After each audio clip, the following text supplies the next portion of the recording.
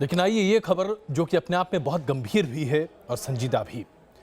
Corona के संक्रमण के दौर में जहां लॉकडाउन के नियमों का पालन करने के लिए सरकार लगातार आह्वान कर रही है, वहीं रमजान के पवित्र महीने में अगर मस्जिदों में खड़े होकर लोग नमाज बड़ी संख्या में अदा करने लगे तो फिर आप समझने को मजबूर नहीं होते, बल्कि समझ के परे होती है बात ही कि आखिरकार ये क्या हो रहा है।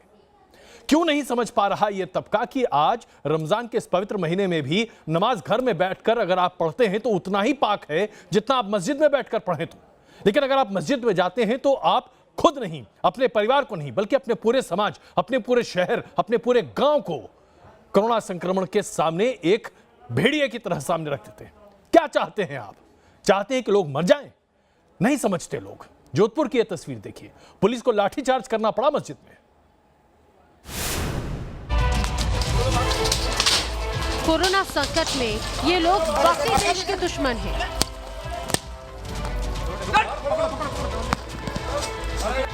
ये जाहिल लोग इस तरह कोरोना के खतरे को बढ़ा रहे हैं। इनके लिए इंसानियत से बड़ा धर्म है। तभी तो लाख समझाने के बाद भी इनकी अक्ल पर पड़ा पर्दा हटता ही नहीं। वाकई में इन लोगों का यही इलाज है। ये तस्वीरें राजस्थान के जोधपुर से सामने आई। इस समय रमजान का पवित्र महीना चल रहा है। देश भर के मुस्लिम धर्मगुरु और सरकारें भी अपील कर रही हैं कि लोग घरों में नमाज पढ़ें। लेकिन इन लोगों को समझ ही नहीं आ रहा कि आखिर कैसे इनके जरिए कोरोना संकट गहरा सकता है। तभी तो ये लोग लगातार मस्जिदों में जमा हो रहे हैं। देखिए कैसे इस मस्जिद के भीतर लोगों की भीड़ है। एक साथ ये लोग नमाज पढ़ रहे हैं। इनको ना तो कोरोना का डर है, ना ही ये चिंता है कि पुलिस आएगी तो इनका क्या होगा। जोधपुर के उदय मंदिर थाना इलाके के रातानाडा रायका बाग में एक फैक्ट्री में इन लोगों ने मॉडिफाइड मस्जिद बनाई और करीब 15 से 20 लोग नमाज पढ़ते हुए नजर आए। जैसे ही मस्जिद में लोगों के जमा होने की जानकारी पुलिस प्रशासन को मिली तो आनन फानन में पुलिस के अधिकारी और जवान मस्जिद में पहुंचे। फिर क्या हुआ ये तस्वीरें खुद बयां कर रही हैं। पुलिस ने एक एक आदमी को यहां से खदेड़ दिया। फिलहाल पुलिस ने इन लोगों को चेतावनी देकर छोड़ दिया है, लेकिन अगर ये लोग अपनी हरकतों से बाज नहीं आए तो अगली बार पुलिस इनकी गिरफ्तारी करेगी। जब से देश में कोरोना संकट आया, लगातार इस तरह की तस्वीरें सामने आ रही हैं। ऐसे लोगों को बार बार चेतावनी भी दी जा रही है, लेकिन इनकी देश विरोधी हरकतें बंद ही नहीं हो रही। Team news nation. कितनी अजीब बात है कि आज मक्का मदीना में एक भी जायरीन मौजूद नहीं है, एक भी नहीं। लेकिन हिंदुस्तान के कई राज्यों के कई शहरों में मस्जिदों में लोग नमाज पढ़ने पहुंच जा रहे हैं, लॉकडाउन के नियमों का उल्लंघन करते हुए। समझ क्यों नहीं आ रहा है इनको? हर कोई अपील कर रहा है। देश के प्रधानमंत्री ने 3 बार अपील की है, इसके बाद भी लोग सुनने को तैयार नहीं है। वहीं इसका बिल्कुल विपरीत अगर आपको देखना है तो आप देखिए, केदारनाथ की यात्रा निकलती है, पाठ खोलते हैं, कोई नहीं दिखाई देता, एक भी उपासक नहीं। ऐसा क्यों है कि एक तबके को सब कुछ समझ में आता है और दूसरा तबका बिल्कुल ना समझ बना बैठा है? ऐसा लगता है कि एक तबके ने तय कर लिया है कि हम तो जाहिल हैं, जाहिल ही रहेंगे।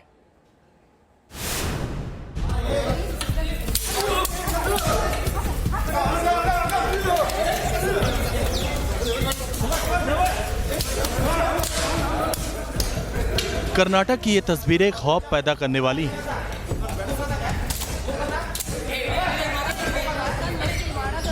पूरा देश जहां लॉकडाउन के दौरान घरों में बैठकर कोरोना वायरस के खिलाफ लड़ाई लड़ रहा है, तो दूसरी ओर कर्नाटक के हवेरी जिले के सवानोर गांव की एक मस्जिद के अंदर बड़ी संख्या में लोग नमाज अदा कर रहे थे। इसकी सूचना जैसे ही पुलिस को मिली तो पुलिस ने मौके पर पहुंचकर मस्जिद में सामूहिक रूप से बैठकर लॉकडाउन का उल्लंघन करने वालों के खिलाफ सख्ती से कार्रवाई की।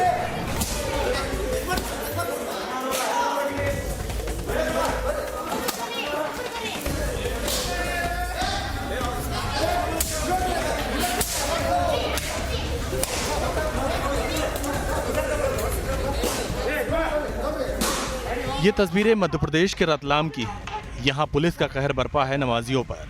रतलाम में 12 कोरोना पॉजिटिव मरीज मिले हैं, लिहाजा इलाके में कर्फ्यू लगा है। लेकिन लोग नियमों का उल्लंघन करते हुए मस्जिद में नमाज पढ़ने पहुंच गए। पुलिस ने सख्त कदम उठाते हुए लाठीचार्ज किया। पुलिस ने नमाज पढ़वाने वाले मौलवी समेत 7 लोगों को गिरफ्तार कर लिया। रमजान में भी इसी तरह की तस्वीरें लगातार सामने आ रही हैं, जिससे पता चलता है कि इन लोगों को किसी की जिंदगी की कोई परवाह नहीं है। दूसरी तरफ देखिए, जिस वक्त भगवान केदारनाथ के कपाट खुले, कोई भी भक्त दर्शन के लिए नहीं पहुंचा, जबकि सामान्य दिनों में यहां काफी भीड़ जमा हो जाती थी।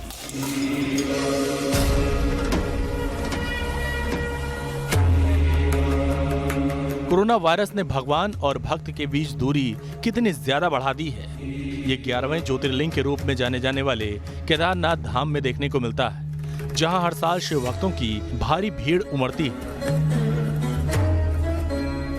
वहां इस बार सिर्फ मंदिर के मुख्य पुजारी समेत कुल 16 लोगों की मौजूदगी में बगैर भक्तों के बाबा केदार के कपाट खोले गए और शिव भक्तों को अपने घर से ही बाबा केदारनाथ के दर्शन करने पड़े। जबकि अमरनाथ यात्रा पर भी संकट के बादल मंडरा रहे हैं, तो भगवान जगन्नाथ की रथ यात्रा रद्द हो सकती है, ताकि कहीं भी भीड़ न जुटे और कोरोना को हराया जा सके। Team news nation.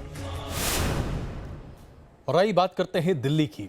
दिल्ली में कोरोना संक्रमण के मामले लगातार तेजी से सामने आते चले जा रहे हैं और एक बहुत बड़ी समस्या सामने आ रही है। समस्या है टेस्टिंग की। टेस्टिंग की सुविधाएं उपलब्ध जरूर हैं दिल्ली में, लेकिन बहुत कम है। जितने सैंपल लिए जा रहे हैं उसके मुकाबले टेस्टिंग की सुविधाएं बहुत कम होने की वजह से सही आकलन नहीं हो पा रहा और यही वजह है कि लगातार दिल्ली में कोरोना के संक्रमण के मामले बढ़ते चले जा रहे हैं और दिल्ली नंबर 1 पहुंचने वाला है, क्योंकि अभी तक मुंबई नंबर 1 है और नंबर 2 पर है दिल्ली। दिल्ली में कोरोना वायरस संक्रमण के मामले तेजी से बढ़ रहे हैं। दिल्ली में बीते 24 घंटे में 125 नए केस सामने आए और दिल्ली में कोरोना पॉजिटिव मरीजों की संख्या बढ़कर 3,500 के करीब पहुंच गई और संक्रमण की वजह से 24 घंटों में 2 लोगों की मौत भी हुई। लेकिन इससे भी ज्यादा चिंता की वजह है कोरोना वायरस की जांच रिपोर्ट में लेट लतीफी, जिसकी वजह से दिल्ली के अधिकांश जिले अब तक लाल जोन से बाहर नहीं निकल पा रहे हैं। 1 अप्रैल से 28 अप्रैल तक आंकड़ों पर गौर करेंगे तो आपको लगेगा कि हालात तो ठीक है और जितने सैंपल लिए जा रहे हैं उसके मुकाबले टेस्ट के बाकी नतीजों का अंतर कुछ भी नहीं है। लेकिन यही अंतर दिल्ली के लिए दिक्कत पैदा कर रही है। राष्ट्रीय राजधानी दिल्ली में कोरोना वायरस की जांच के लंबित नमूनों की संख्या पिछले 1 महीने में 7 गुना तक बढ़ गई है। 1 अप्रैल को लंबित नमूनों की गिनती जहां 170 थी, वो 28 अप्रैल तक 3,295 हो गई है। अधिकारियों का मानना है कि इसकी वजह से पॉजिटिव मामलों और उनके संपर्कों को ट्रेस करने के साथ साथ ठीक हुए मरीजों का पता लगाने में गंभीर समस्या पैदा हो रही है। आपको बता दें कि दिल्ली में कोरोना वायरस की जांच के लिए 20 लैब हैं, जिनमें से 8 सरकारी हैं और 12 निजी लैब हैं। देश में सबसे ज्यादा लैब राजधानी दिल्ली में है, फिर भी कुछ टेस्ट को रिपोर्ट के लिए NIB यानी नोएडा स्थित नेशनल इंस्टीट्यूट ऑफ बायोलॉजिकल्स में भेजा जाता है, जहां एक ऑटोमेटिक मशीन है जो सिर्फ एक ही बार में 1000 टेस्ट कर देती है। लेकिन दिल्ली के स्वास्थ्य सचिव की माने तो बीते कुछ दिनों से NIB से रिपोर्ट समय पे नहीं मिल पा रही है। इसकी वजह से टेस्ट के पेंडिंग मामलों में लगातार वृद्धि हो रही है। दिल्ली के कई इलाकों में दुकानें खुल गई हैं। लोगों की आवाजाही भी कई इलाकों में बेहिसाब है। रमजान के खास मौके पर बहुत से बाजारों में भी भीड़ है और यही तस्वीरें दिल्ली के लिए कोरोना बम का काम कर रही है। दिल्ली के आजादपुर मंडी से भी लगातार भीड़ की तस्वीरें सामने आ रही थी। अब नतीजा ये हुआ कि मंडी में कोरोना पॉजिटिव केस सामने आने के बाद पूरी मंडी को 14 दिनों के लिए सील कर दिया गया है। Team news nation. हालांकि सरकारें इस आंकड़े को अब जारी नहीं कर रही कि तबलीगी जमात से संबंधित लोगों की वजह से कोरोना के संक्रमण में कितना इजाफा हुआ, लेकिन न्यूज़ नेशन आज आपके सामने प्रस्तुत करने जा रहा है वो तस्वीर जो ये बताएगी और साबित करेगी कि देश के 17 राज्यों में 17 देश के राज्यों में कोरोना के संक्रमण में अगर किसी एक जमात ने अहम भूमिका निभाई है तो वो है तबलीगी जमात। यानी कि तबलीगी जमात एक ऐसे बस की तरह है जो देश के कोने कोने में घूमकर कोरोना के संक्रमण को आगे बढ़ाती चली गई। मौलाना साद, जिसने हिंदुस्तान में कोरोना के मरीजों की फौज खड़ी कर दी, जिसने मरकज में तबलीगी जमात बुलाकर कोरोना के मामलों में बेतहाशा इजाफा किया। तबलीगी जमात की एक लापरवाही ने कोरोना संकट से जूझ रहे भारत की मुसीबत बहुत बढ़ा दी। भारत ने जिस तरह 130 करोड़ की आबादी में कोरोना को काबू किया है, उसकी तारीफ पूरी दुनिया कर रही है। लेकिन निजामुद्दीन के मरकज से निकली जमात ने कोरोना की आग में घी का काम किया।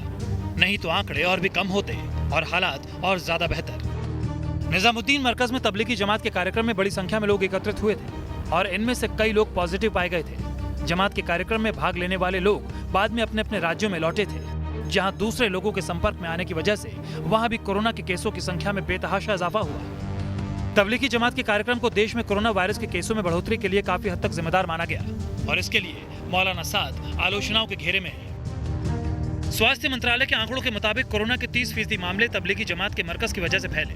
तबलीगी जमात के संक्रमित लोग 17 से अधिक राज्यों में मिले। जमात से निकले लोग तमिलनाडु, दिल्ली, तेलंगाना, आंध्र प्रदेश, कर्नाटक, अंडमान निकोबार, उत्तराखंड, केरल, अरुणाचल प्रदेश, हरियाणा, असम, हिमाचल प्रदेश, जम्मू कश्मीर, झारखंड, महाराष्ट्र, राजस्थान और उत्तर प्रदेश समेत कई राज्यों में पहुंचे। कोविड-19 मरीजों की संख्या के लिहाज से टॉप 10 राज्यों में 5 राज्य ऐसे हैं जहां जमाती मरीजों की संख्या सबसे ज्यादा है। तमिलनाडु में 84%, दिल्ली में 63%, तेलंगाना में 79%, आंध्र प्रदेश में 61%, जबकि उत्तर प्रदेश में 59% संक्रमित मरीज या तो तबलीगी जमात से हैं या इन जमात के लोगों के संपर्क में आए थे। देश के कई राज्य कोरोना मुक्त हो चुके हैं। अरुणाचल प्रदेश भी ग्रीन जोन में आ चुका है, लेकिन अरुणाचल प्रदेश केवल एक जमाती की वजह से ही कोरोना प्रभावित राज्यों की सूची में शामिल हो गया था। और अगर दिल्ली में जमातियों ने ऐसी हरकत नहीं की होती तो देश कोरोना के आंकड़ों में बहुत बेहतर स्थान पर खड़ा होता। Team news nation. कोरोना संकट के दिन लगातार पुलिस के अधिकारी, पुलिस के अफसर, पुलिस के सिपाही कोरोना वॉरियर्स के तौर पर पूरे देश भर में न जाने कितने घंटे काम करते चले जा रहे हैं। ऐसे में उनके हौसले को बढ़ाने के लिए एक ऐसा वीडियो सामने आया है जो पुलिस वालों का ही है। देशभक्ति का ये गीत बताता है कि आज हमारे कोरोना वॉरियर्स किस तरह से सड़कों पर निकलकर हम सबों के लिए जी जान लगाए हुए हैं। देखिए जरा ये वीडियो।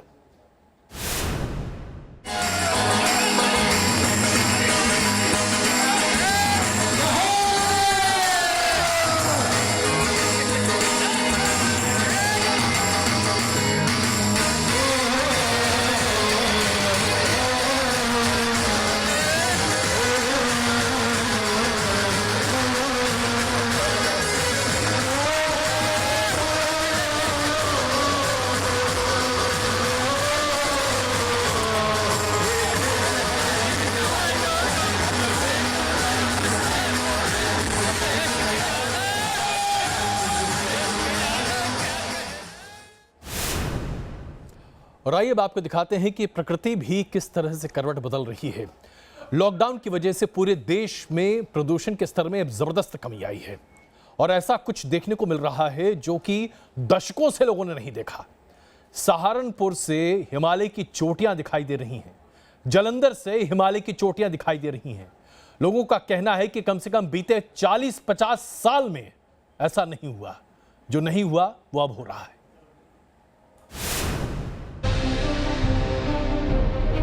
कोरोना काल में ये कुदरत के अनोखे रंग है। एक तरफ दुनिया में कोरोना से हाहाकार मचा है तो दूसरी तरफ कुदरत के नए नए रूप देखने को मिल रहे हैं। लॉकडाउन में लोगों ने पहली बार प्रकृति को इतने नजदीक से देखा, उससे जुड़ाव महसूस किया।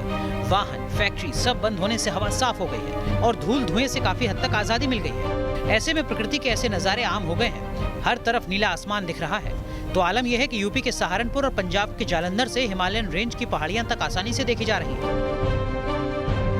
सहारनपुर में चक्राता से ऊपर की ओर गंगोत्री यमुनोत्री पर्वत श्रृंखला की बंदर पूछ की पहाड़ियां साफ दिखाई दे रही हैं। सहारनपुर से ये पहाड़ियां करीब 200 किलोमीटर दूर हैं। खास है कि अभी तक वायुमंडल में पसरे घने प्रदूषण के चलते देहरादून मसूरी की पहाड़ियां भी कभी कभार बारिश के बाद मुश्किल से दिखाई देती थी, लेकिन आज अपर हिमालयन रेंज की पर्वत श्रृंखलाएं सहारनपुर से दिखाई दे रही हैं। हवाओं को साफ व प्रदूषण मुक्त बनाने का जो काम पूरी सरकारी मशीनरी न कर पाई, उसे लॉकडाउन ने कर दिखाया। लॉकडाउन के चलते वाहन, फैक्ट्री सब बंद होने से धूल धुएं के साथ साथ हवा में हानिकारक गैसें आदि का प्रभाव खत्म हो गया और लोगों ने पहली बार प्रकृति को इतने नजदीक से देखा और उसकी अप्रतिम सुंदरता का एहसास किया है। प्रदूषण विभाग के मुताबिक सहारनपुर में लॉकडाउन के चलते हवा की गुणवत्ता में करीब 35% तक का सुधार है। जिले का एयर क्वालिटी इंडेक्स या AQI लेवल 70 पर आ गया है, जो दिवाली के आसपास 300 के पार पहुंच जाया करता था और 120-125 से कम तो कभी आता ही नहीं था। वो इन दिनों काफी कम हो गया है। इससे पहले पंजाब के जालंधर से भी कुछ इसी तरह की तस्वीरें सामने आई थी।